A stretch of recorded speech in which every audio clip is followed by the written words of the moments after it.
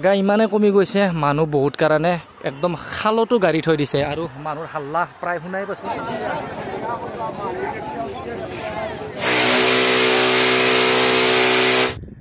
তো শ্ৰদ্ধা ৰাইজ স্বাগতম জনাইছো বি ব্লগ চেনেলটোৰ অন্য এটা নতুন ভিডিঅ' লৈ। আজি যিহেতু সানডে মানে ৰবিবাৰ, গোটেই দিনটো ফ্ৰী মোৰ কাৰণে, সেইকাৰণে ভাবিছোঁ বহুত কিবা কিবি আজি প্ৰগ্ৰেম কৰিম। ভিডিঅ'টো অলপ স্কিপ নকৰাকৈ একদম শেষলৈ চাই থাকিব, কাৰণ হঠাৎ হৈ থাকিব নতুন নতুন প্ৰগ্ৰেম। আৰু বৰ্তমান দাড়িখিনি কাটি লওঁ, কাৰণ চুলিতকৈ দাড়ি এতিয়া বেছি দীঘল হ'ল। আৰু এনেকৈ দাড়ি চাৰি কাটি গা চা ধুই ল'লোঁ। দাড়িকেইডাল কাটাত অলপ বেছি কাটা হ'ল, কাৰণটো আছিল মেচিনটো নতুন আছিল, জখটো একেবাৰে নাপালোঁ কিমান নম্বৰত কাটিব লাগিব। বাৰু অলপ কাটা হ'লেও একো কথা নাই, যিহেতু দাড়িটো পুৰুষৰ এটা নিজা খেতি, যেতিয়া ইচ্ছা তেতিয়াই দীঘল কৰ আৰু যেতিয়া ইচ্ছা তেতিয়াই খাটা কৰ। আৰু এনেকৈ এতিয়া আমি যাব ওলাইছোঁ এটা ঠাইত, আৰু সেই ঠাইটোৰ পৰা মানে অলপ দূৰৰ ঠাই এটাত যাম, অলপ দাৱাতৰ কাৰণে, মানে দাৱাত খোৱাৰ কাৰণে অলপ নিমন্ত্ৰণ কৰিছে ৰবিবাৰৰ দিন যিহেতু। অলপ তাত খোৱা লোৱা কৰি আহি চিধা যাম। আমাৰ ওচৰতে নদীৰ পাৰত আছে আজি এখন, নদীৰ পাৰত নহয় অৱশ্যে, নদীৰ পাৰৰ পৰা চাম, নদীত হ'ব নাৱৰ খেল এখন। ধুনীয়াকৈ আহি পাই প্ৰথমতে ভিডিঅ' বনা নাই বাৰু, প্ৰথমতে আহি লৈ খাই ল'লোঁ, যিহেতু ৰাতিপুৱাৰ পৰা একো খোৱা নাছিলোঁ, আলহীৰ ঘৰতে দবাই খাম বুলি, সেইকাৰণে বহুত কিবা কিবি খাই ল'লোঁ। এতিয়া ভাত খোৱাৰ আগত অলপ ৰাস্তাত আহিছোঁ, আৰু ৰাস্তাত কি আছে দেখাই আছোঁ। ৰাস্তাত আহিয়ে দেখিছোঁ বেলেগ প্ৰজাতিৰ ছাগলী কেইটামান, কাৰণ এই ছাগলীবিলাক দেখিলে মই এইকাৰণে চাওঁ, ছাগলীৰ এনেকুৱা ফাৰ্ম এখন কৰাৰ মোৰ বহুতেই ইচ্ছা আছিল। ছাগলী চাওক কেনেকুৱা ধৰণৰ ছাগলী, কালাৰ বেলেগ, আৰু ইহঁতৰ স্বাস্থ্য। আৰু এইফালে এইটো ছাগলী নহয় দেই, কিন্তু এইটো কুকুৰ, দেখাত ৰংটো প্ৰায় একেই। আৰু ভাত পানী খাই ল'লোঁ আমি সকলোৱে, চনাও ভাত খালা। ভাত পানী খাই এতিয়া আমি এফালে ফুৰিব আছোঁ, কাৰণ মাহঁতে ভাত খাই আছে যিহেতু, অলপ পোৱালিহঁতক ফুৰাব আনিছোঁ। আৰু আমাৰ এফালে আছে ৰায়ান বাবু ভাত খাইছে না খোৱা নাই? কি এৰি খাইছা? আৰু মাংস কি? মাছ। আৰু এফালে চনা কি খাইছে না খোৱা নাই ভাত? এতিয়া চিধা ইয়াৰ পৰা যাওঁ চনাহঁতক থৈ নাৱৰ খেলা। আৰু আলহীৰ ঘৰৰ পৰা চিধা যাব আহিছোঁ নদীৰ পাৰে পাৰে এনেকৈ মথাউৰিৰে নাৱৰ খেল চাব নদীৰ পাৰত। আৰু চিধা আহি পালোঁ নদীৰ পাৰ, আৰু এইটোৱে পাৰ্কিং প্লেচ। ইয়াতে গাড়ীবিলাক পাৰ্কিং কৰি থৈ দিছে, চাৰিওফালে কেৱল বাইক, আৰু মোৰ বাইকখনত তাত থলোঁ। এতিয়া যাম চিধা নদীৰ পাৰত, নাৱৰ খেলা কেনেকৈ চলি আছে চাম একদম। আৰু এইফালে লগত আছে ৰাজাভাই। আৰু নদীৰ পাৰত যোৱা ৰাস্তাত দুয়োফালে কেৱল গাড়ী, বাহত তলে চলে গাড়ী মুঠতে, আৰু মানুহ, এইফালে গোটেই গাড়ী।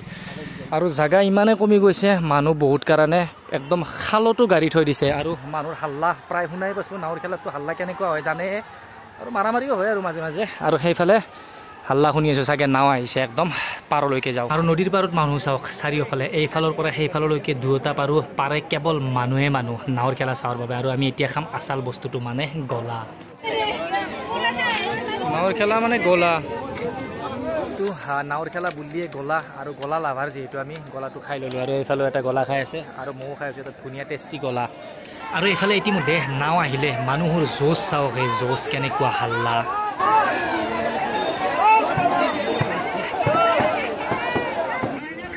যিহেতু নাৱৰ খেল বুলি ক'লে অসমীয়া মানুহখিনিৰ, বিশেষকৈ নৈপৰীয়া মানুহখিনিৰ বাবে এটা বহুত বেছি ডাঙৰ উৎসৱ। আৰু উৎসৱত যেনেকৈ মানুহ হয়, তাতকৈ বহুত বেছি এই নাৱৰ খেলত মানুহ হয়। কেনেকুৱা ধৰণৰ এটা উৎসৱ চলি আছে দেখাই আছোঁ, মানুহৰ ভিৰ কেনেকুৱা। চাৰিওফালে কেৱল মানুহ, একদম যিমানলৈকে চাব কেৱল মানুহ। আৰু এইফালে গোটেই দোকান চোকান, একদম এনেকুৱা লাগিছে যে নদীৰ পাৰত কিবা এটা মেলা চলি আছে আজি। আৰু প্ৰায় 2-3খন খেলা চালোঁ, এতিয়া ফাইনেল খেল চলিব। আৰু ফাইনেল খেলখন কেনেকুৱা হয়, কাৰ মাজত হয়, আৰু কোনে ফাইনেল নিয়ে, মানে উইনাৰ হয়, দেখাই আছোঁ ভালদৰে। অলপ ইয়াত জিৰাই লৈছোঁ, যিহেতু ফাইনেল খেলখন অলপ লাহে হৈ আছে। নাও দুখন আগফালে গ'ল বাৰু, আমি একদম মূৰৰ ফালে আছোঁ, য'ত খেলাখন শেষ হ'ব। আৰু বহুত বেছি ঘূৰি ভাগৰি এতিয়া অলপ ইয়াত জিৰাই আছোঁ। ইয়াৰ পৰা চিধা যাম ফাইনেল খেলখন চাব। আৰু ফাইনেল খেলখন আৰম্ভ হ'ল, নাও আহি আছে তীব্ৰ গতিত, দেখা যাব কোন জয় হয়, আৰু আজি কোন হাৰি যায়, কোন নিৰাশ হয়, চাওঁ বাৰু। আহি আছে তীব্ৰ গতিত।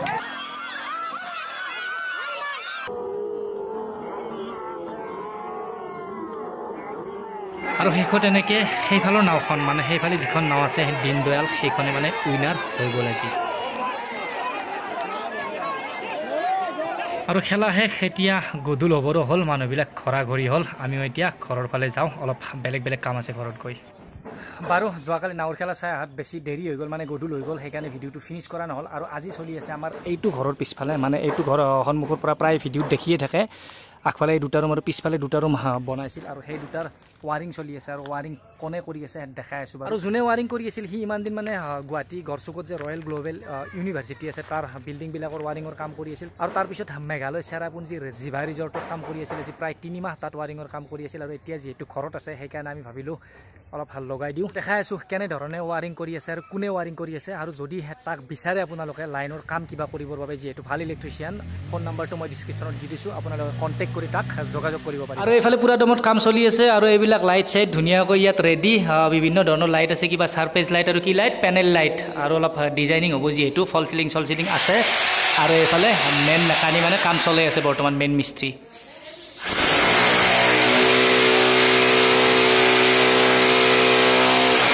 আৰু এনেধৰণে কাম কাজ চলি আছে যদি মানে ঘৰৰ ৱাৰিং চোৱাৰিং কিবা কৰিব লগা থাকে ফল চিলিঙত যদি ধুনীয়াকৈ বেলেগ ধৰণৰ ষ্টাইলিছ লাইট চাইট ফিট কৰিব লাগে তেনেকুৱা যদি কাম কৰাব বিচাৰি ইয়াৰ দ্বাৰা তেনেহ'লে ফোন নাম্বাৰটো দি দিছোঁ আপোনালোকে যোগাযোগ কৰি ল'ব আৰু এটা চিম্পল ব্লগ বনাই দিলোঁ যিহেতু গৰমৰ কথা ঘৰতে আছোঁ যদি ভিডিঅ'টো চাই ভাল পালে লাইক এটা কৰি দিব আৰু যদি চেনেলটোত নতুনকৈ আহিছে তেন্তে প্লিজ চেনেলটো ছাবস্ক্ৰাইব কৰি ল'ব লগ পাইছোঁ এটা নতুন ব্লগৰ সৈতে